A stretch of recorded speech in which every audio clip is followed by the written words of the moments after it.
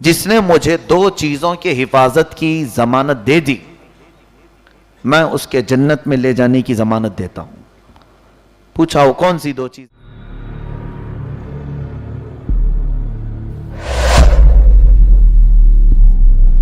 رب ذوالجلال یوں فرماتا ہے قد افلح المؤمنون، ایمان والے کامیاب ہو گئے، کامیاب ہوں گے نہیں، ہو گئے۔ تحقیق کے بے شک ایمان والے کامیاب ہو گئے۔ آپ سوال کریں گے ایمان والے کامیاب ہو گئے تو پھر ہم کون لوگ ہیں جو ناکام پڑے ہوئے ہیں؟ ہماری کامیابی کہاں ہے جو قرآن کہہ رہا ہے؟ اللہ تعالیٰ کامیاب مومنین کس کو کہہ رہا ہے؟ پہلی چیز نمازوں کی پابندی، دوسری چیز بے حیائیوں سے بچنے والے، تیسری چیز زکوٰۃ کو صحیح ادا کرنے والے، آگے ایک بہت بڑی چیز آ رہی ہے۔ اللہ فرماتا والذین هم لفروجہم حافظون، وہ مومن کامیاب ہیں جنہوں نے اپنے شرمگاہوں کی حفاظت کی۔ یہ بہت ہی امپورٹنٹ چیز ہے ہماری زندگی میں۔ اللہ کے نبی صلی اللہ علیہ وسلم نے ایک حدیث پاک میں یوں ارشاد فرمایا من یضمن لی ما بین الیتیہ وما بین لحییہ اضمن لہ الجنہ او کما قال النبی صلی اللہ علیہ وسلم، جس نے مجھے دو چیزوں کی حفاظت کی ضمانت دے دی میں اس کے جنت میں لے جانے کی ضمانت دیتا ہوں۔ پوچھا وہ کون سی دو چیزیں؟ حضور فرماتے ہیں ایک وہ جو دو جبڑوں کے بیچ میں ہے زبان، اور دوسری وہ جو دو رانوں کے بیچ میں ہے شرمگاہ۔ اللہ کے نبی صلی اللہ علیہ وسلم نے فرمایا کوئی بھی بندہ یہ دو چیزوں کی حفاظت کی مجھے ضمانت دے دے میں اس کو جنت میں لے جانے کی ضمانت دیتا ہوں۔ اضمن لہ الجنہ، میں لے کے جاؤں گا۔ یہ دو چیزیں ہلاکت میں ڈالتی ہیں انسان کو۔ زبان یا تو بے حیائیاں ایسی کرواتی، کئی لوگوں کے دل اس سے چھلنی ہو جاتے ہیں، زخمی ہوتے ہیں۔ زبان سے ہی تو بہت سارے معاملات ہوتے ہیں۔ دیکھیں شریعت کے بھی کئی احکام زبان پر رکھے گئے ہیں۔ آپ اسلام میں داخل ہو رہے ہیں اسی زبان سے کلمہ طیبہ پڑھ کر کے، آپ نکاح کے بندھن میں بندھ رہے ہیں اسی زبان سے قبلت کہہ کر کے، اور یہی زبان ہے جب تم سے کفر کروا دے تو اسلام سے بھی نکال دے گی، یہی زبان ہے جب لفظ طلاق نکال دے تو تمہاری بیوی کو ہمیشہ کے لیے نکال دے گی۔ زبان ہے بڑے بڑے کام کر جاتی ہے، زندگیاں ادھر سے ادھر ہو جاتی ہیں، اور اسی زبان کو حضور نے فرمایا یہ تمہیں جنت میں بھی لے جائے گی اور دوزخ میں بھی لے جائے گی۔ دونوں چیزیں کر سکتی ہے یہ زبان۔ دیکھنے میں بہت ہلکی ہے، اور اسی لیے ایک روایت میں یہ ہے کہ جیسے ہی صبح انسان اٹھتا ہے اس کے تمام اعضاء، ہاتھ، پیر، آنکھ، کان، ناک، سب زبان کے پاس ادب سے کھڑے ہوتے ہیں اور کہتے ہیں اے زبان تو تمام مومنین کے سامنے دو، مومنین کو گواہ بناؤ ان کے سزا کا۔ یہ عبرت کے لیے سزا دی گئی ہے، یہ اسلامی سزا یہ کس کے لیے ہے؟ غیر شادی شدہ کے لیے۔ شادی شدہ ہو تو کہا گیا پتھروں سے ہلاک کرتے ہیں، رجم۔ اسلام میں یہ دو سزائیں ہیں زنا پر۔ زنا ہے کیا چیز؟ غیر شرعی طریقے سے مرد کا عورت سے مل جانا۔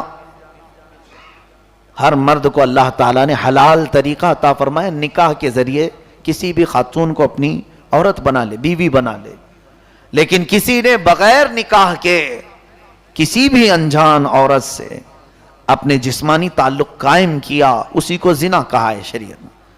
اور یہ زنا اتنا سخت گناہ ہے، حدیث پاک میں جس وقت بندہ زنا کر رہا ہوتا ہے تو اس کا ایمان اٹھا لیا جاتا ہے۔ ایمان کی حالت میں کوئی زنا کر ہی نہیں سکتا، ایمان اس کا اٹھا لیا جاتا ہے، معلق ہوتا ہے۔ جب تک وہ توبہ نہ کرے ایمان اس کا لٹکا ہوتا ہے۔ یہ بہت ہی عظیم گناہ ہے، بلکہ یہ بھی فرمایا گیا جس وقت ایک مرد اجنبی عورت جس سے اس کا حلال رشتہ نہیں، یعنی نکاح کے ذریعے سے رشتہ نہیں، غیر عورت، پرائی عورت اس سے شہوت سے ملتا ہے، اللہ اکبر، فرمایا کہ اللہ کا عرش ہلنے لگتا ہے اور ملائکہ غضب میں آتے ہیں، عرض کرتے ہیں مولا اس پر پتھروں کی بارش کر دے۔ رب تو وہ کریم ہے، رحیم ہے، مہربان ہے، جو بندوں کو مہلت دیتا ہے، توبہ کی، باز آنے کی، پلٹ آنے کی. ایسے بہت ہیں دنیا میں جنہوں نے زنا سے اپنے دامن کو داغدار کر لیا ہے، اور کچھ کا تو پیشہ ہے، کچھ کا تو عادت ہے، ان کی عادتیں ہیں. لیکن میرے عزیزو، قرآن کا حکم سنو، اس میں کسی کی رعایت نہیں کی گئی. ایسے کئی واقعات حضور صلی اللہ علیہ وسلم کے زمانے میں آئے. ایک خاتون تھی، وہ حضور صلی اللہ علیہ وسلم کے زمانے میں آئی، پوچھا کہ یا رسول اللہ صلی اللہ علیہ وسلم، مجھ سے زنا ہو گیا ہے، کیا کروں؟ کہا شادی شدہ؟ کہا ہاں، پتھروں سے ہلاک کیا جائے گا. اس نے کہا کہ مجھے منظور ہے، مجھے پاک کر دیجئے. وہ خواتین تھی اس زمانے کی، انہیں ڈر تھا کہ آخرت میں کیا سزا ہوگی. حضور آپ دنیا میں مجھے پاک کر دیں، آخرت کا میں جھیل نہیں سکوں گی.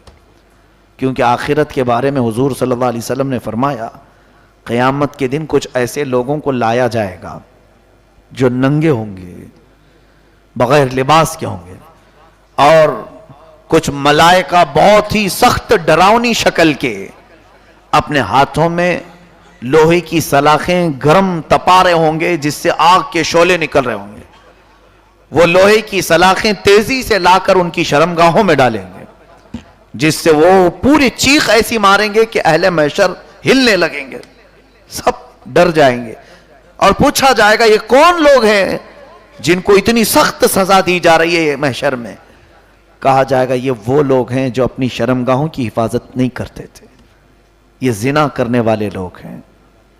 قیامت کے دن ان کو سخت اذیت میں، اور پھر یہاں تک کہ فرمایا ایک حدیث پاک میں ان کی شرمگاہوں سے اتنی تیز بدبو نکلے گی کہ جہنم پناہ مانگنے لگے گا، اے اللہ ان کی بدبو سے مجھے اذیت ہو رہی ہے. یہ زنا والوں کی کے انجام قیامت کی. مختصر سی لذت کے لیے لوگ اپنی تمام روایات چھوڑ دیتے ہیں، اپنی انسانیت بھول جاتے ہیں، اپنے تمام خوف و خشیت و ایمان عقیدہ سب بھول جاتے ہیں تھوڑی سی لذت کے لیے، جبکہ اللہ تعالیٰ نے تمہیں حلال طریقہ رکھا ہے، دیا ہے، اور ابلیس لعین چاہتا ہے کہ تم حرام طریقے سے حاصل کرو. دیکھو کیا دنیا میں اللہ چور کو رزق نہیں دیتا؟ رزق تو اسے بھی مل رہا ہے اور تمہیں بھی مل رہا ہے، لیکن فرق دیکھو، اس کا جو رزق آتا ہے چوری کر کے وہ حرام طریقے سے، اور تمہارا کما کر کے آ رہا ہے. یعنی مولا تعالیٰ نے راستے تو سب رکھے ہیں، یہ تم اپنے ہاتھ سے کرتے ہو. ایک بندہ ہے خوبصورت عورت لڑکی کو اپنی بیوی بنایا نکاح کے ذریعے سے، کام وہ بھی وہی کرتا ہے، اس کے ساتھ زندگی گزار رہا ہے. اور ایک وہ ہے جس نے نکاح نہیں کیا، چپکے سے چوری سے دوسری خاتون کے ساتھ اپنے جسمانی تعلق قائم کیا. ہونا تو وہی ہے، لیکن دونوں میں اتنا بڑا فرق ہے کہ زانی پر اللہ اور اس کے فرشتے اور نبیوں کی لعنت ہے، اور نکاح والے کے متعلق اللہ اکبر حدیث پاک میں ہے جس نے اپنی بیوی کو ایک لقمہ بھی کھلائے اسے صدقے کا ثواب دیا جائے. اور پھر ان دونوں کی زندگی پر فرشتوں کی رحمتیں، اور انہیں کہا جائے گا مبارک ہو تمہیں، تم نے اپنے فرج کی، اپنے شرمگاہ کی حفاظت کر لی. اور میرے آقا فرماتے ہیں جس نے نکاح کیا اس نے اپنا آدھا ایمان بچا لیا، آدھا ایمان بچا لیا. تو وہ خاتون آئیں حضور کے پاس، کہا زنا ہو گیا ہے. حضور نے فرمایا تمہیں معلوم ہے زنا کی سزا؟ کہا ہاں. ہوش و حواس میں کہہ رہی ہو؟ کہا ہاں. اب حضور صلی اللہ علیہ وسلم کی رحمت کاملہ تو دیکھیں، حکم تو یہ تھا کہ زانیہ کو بھی پتھروں سے ہلاک کر دیا جائے. حضور نے پوچھا کہ تیرے پیٹ میں بچہ پل رہا ہے؟ کہا ہاں حمل سے ہوں. کہا جا جب بچہ ہو جائے تب آنا. پورے 9 مہینے کے بعد پھر وہ خاتون آئی، بچے کی ولادت ہوئی، چھوٹا سا بچہ لے کر کے پھر آئی. جسے گناہ کا احساس ہوتا ہے وہی تو آئے گا، نہیں تو کتنے تو چھپ کر کے کیا کیا کر گئے پتہ ہی نہیں کسی کو. اور ان سب کے لیے اللہ دردناک عذاب رکھا ہے. کس کو چھپاؤ گے؟ کہاں جاؤ گے؟ اللہ تو فرماتا ہے انا للہ و انا الیہ راجعون. یہی تم کہو ہم اللہ کے لیے اور اسی کی طرف لوٹنے والے ہو. اور پھر کئی جگہ قرآن میں فرماتا ہے ثم الینا ترجعون، تم پھر ہماری طرف پلٹائے جاؤ گے، تمہیں ہماری طرف لایا جائے گا، الینا تحشرون، ہماری طرف تمہارا حشر کیا جائے گا، اٹھائے جاؤ گے۔ اب وہ خاتون بچے کو لے کر کے آئی، کہا یا رسول اللہ صلی اللہ علیہ وسلم، آپ نے فرمایا تھا بچہ ہونے کے بعد آ جاؤ، بچہ ہو گیا ہے، اب مجھے جو سزا ہے اسلامی دے دی جائے۔ حضور نے فرمایا یہ بچہ ابھی پیدا ہوا، اس کا حق ہے دودھ پلانے کا، جاؤ دودھ پلاؤ، پوری مدت ہونے کے بعد آنا۔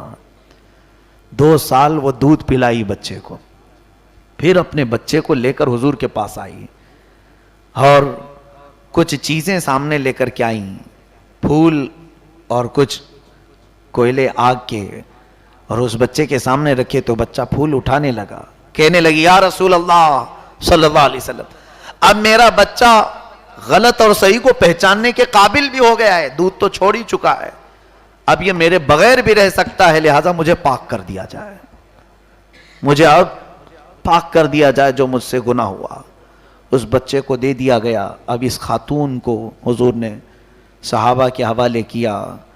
جبل انم مدینے میں آج بھی وہ پہاڑی موجود ہے جہاں پر لے جایا جاتا تھا اور سنگساری کی جاتی تھی۔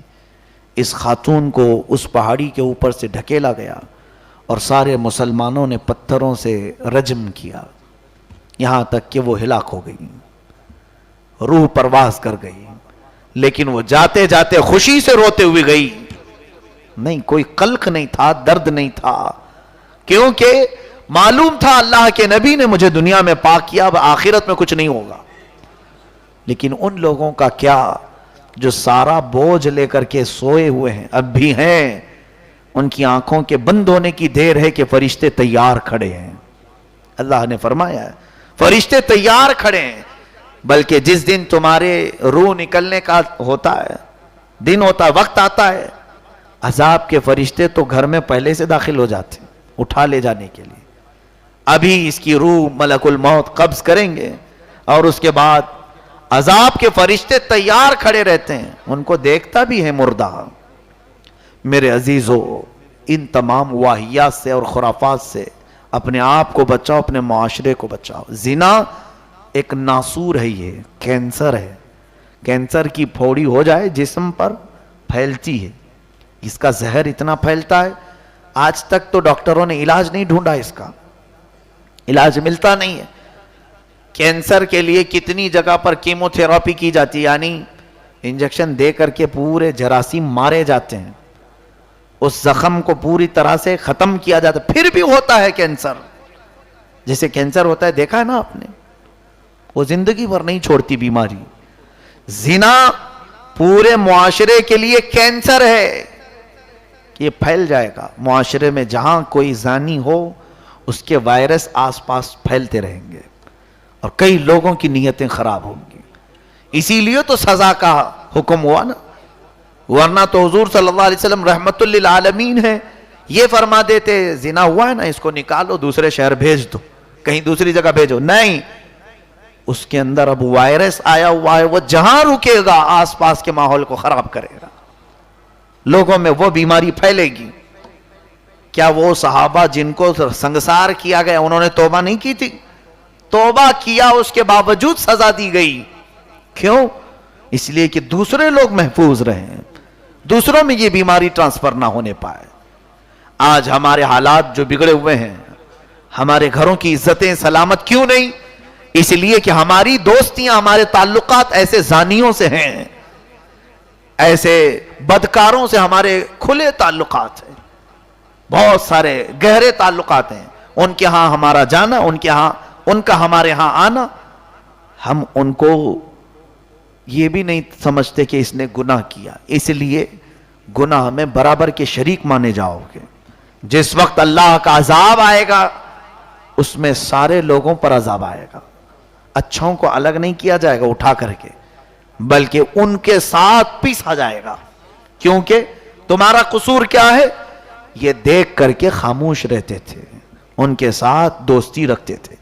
اور یہ ایک بات میں نے اس سے قبل بھی کہا ہے، سود خور، زانی، جواری ہمارے محلے میں پنپتے ہیں، ان کو سدھرنے کا موقع کیوں نہیں ملتا؟ جانتے ہیں اس کا سب سے بڑا سبب آپ ہیں، ہم ہیں. اس کو ہم سدھرنے کا موقع کیوں نہیں دیتے؟ ہم ہیں. اگر سارے لوگ اس سے سلام کلام بند کرتے اور رشتے ناتے دور کر لیتے، اسے احساس ہوتا کہ ہاں میں تو کچھ غلط کر رہا ہوں، سارے لوگ مجھے چھوڑ چکے ہیں، کوئی مجھ سے بات نہیں کر رہا ہے، کیا میں اتنا حقیر ہو گیا ہوں؟ توبہ کر لیتا اور سارے لوگوں سے ملنا شروع کر دیتا. یا نہیں، ہم تو اس کے گناہ کو چھپا دیتے ہیں اور ہمارے تعلقات جو کہ تو ہیں، تو اسے ایسا لگنے لگتا ہے میں جو کر رہا ہوں غلط تھوڑی نہ ہے. دیکھو میرے تو سب ساتھی لوگ اتنے اچھے اچھے لوگ، نمازی بھی میرے دوست ہیں بھائی، میں غلط تھوڑی نہ کر رہا ہوں کچھ. اس کے دل میں گناہ کا تصور آتا ہی نہیں، یعنی برائی جو کیا ہے اس کو وہ برا سمجھتا ہی نہیں. کہیں تو چل کر کے ہم اپنے معاشرے کو درہم برہم کرنے کا سسٹم خود ہی اپنائے ہوئے. اللہ ہماری حفاظت فرمائے. خاص طور پر اپنی ایک عادت یہ بنا لو، ہو سکے تو اصلاح کرو ان برائیوں میں جو مبتلا ہے، اور نہیں کر سکتے تو کم از کم ان سے تعلقات نہ رکھو. اس لیے نہیں کہہ رہا ہوں میں کہ دشمنی پیدا کر لو ان سے، ان کو گالی گلوچ کرو، ان کو مار توڑ کرو، نہیں. تمہارے دل میں یہ نیت ہونا چاہیے شاید میرے نہ ملنے سے اس کے دل میں احساس ہو جائے گا، توبہ کر لے گا، توبہ کر لے گا، وہ آ جائے گا. اور یہ ہماری آزمائی ہوئی چیز ہے. ہم نے دیکھا ہے کچھ لوگوں کو، کسی کو ہم سے ملنے کا شوق ہوتا ہے اور وہ ہمارے ساتھ بیٹھنا چاہتے ہیں. ہم نے ان سے کہا میں تمہارے ساتھ اسی وقت ملوں گا، تیرے گھر اسی وقت آؤں گا، یا تیرے ساتھ میں مصافحہ اسی وقت کروں گا جب تو یہ برائی چھوڑ دے گا. اس نے چھوڑ دیا. حضور پاک صلی اللہ علیہ وسلم نے یہی فرمایا بہت سارے نوجوانوں کے ساتھ. حضور سے ملنے کے خواہش مند تھے، حضور کہتے تھے نہیں ملوں گا. تو ایمان لے آؤ. امیر حمزہ خود حضور کے چچا ہیں، حضور کو مسکراتا دیکھنا پسند کرتے تھے، ایمان نہیں لائے تھے. ایک دن ابو جہل نے حضور پر ہاتھ اٹھایا، امیر حمزہ کو غصہ بہت آیا، ابو جہل کو مار کر کے آئے اور اپنے بھتیجے کے پاس آئے. کہا محمد میں نے بدلہ لے لیا، اب مسکرا دو، تمہاری جو عادت ہے مسکرانے کی، مسکراؤ. حضور نے نہیں مسکرایا. کہا نہیں، اپنا چہرہ نیچے کر کے بیٹھے. پھر پوچھا چچا تم مجھے مسکراتے ہوئے دیکھنا چاہتے ہو؟ کہا ہاں. کہا پھر کلمہ طیبہ پڑھو میں مسکراؤں گا. حضرت امیر حمزہ اس وقت کلمہ طیبہ پڑھ لیے. یہ ہوتا ہے اصلاح کرنے کا طریقہ، یعنی کسی کو اپنانے کا طریقہ بھی یہی ہے کہ آپ کسی نہ کسی اپنے سورسز سے ان کی خرابیوں کو دور کرو. یہ بھی مومن کا مومن کے بارے میں اچھا سوچنا اللہ کے ہاں بہت بڑا اجر ہے. نہیں تو ہمارے یہاں اکثر کی عادت کیا ہے، اچھا وہ برائی میں ہے رہنے دو، پڑے رہنے دو. نہیں، ایسے کسی بھی مومن کے بارے میں نہ سوچو. یہ سوچو کہ میں اس کو جہنم میں جانے سے بچا لوں. ایک بار تو ٹرائی کرنا ہمارا فرض ہوتا ہے، باقی عمل کا کام اس کا ہے.